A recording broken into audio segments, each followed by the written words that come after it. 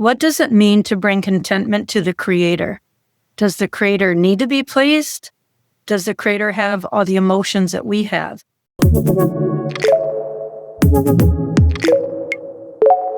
It's figurative language, contentment to the Creator, because it has to do with how we understand the idea of fulfillment of a desire from the egoistic point of view.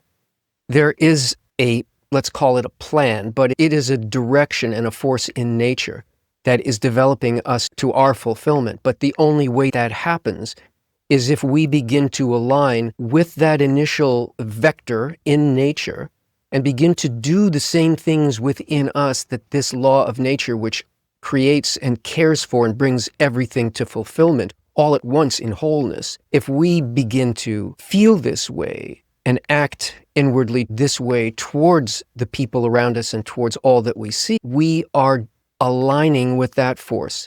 And aligning with that force inwardly is what's called contentment to the Creator, which is, yes, my creature is now aligning with this plan and not resisting it, moving with it, and thereby closer to the Creator and to this law of nature. But there is this other component that happens in the heart as well. When we fulfill another, the sense of love and connection that we feel in our heart is felt across the wholeness of life itself, because we're not individuals. So it moves through everything. So this contentment or love of a certain sort of unifying connection is what's meant by contentment to the Creator.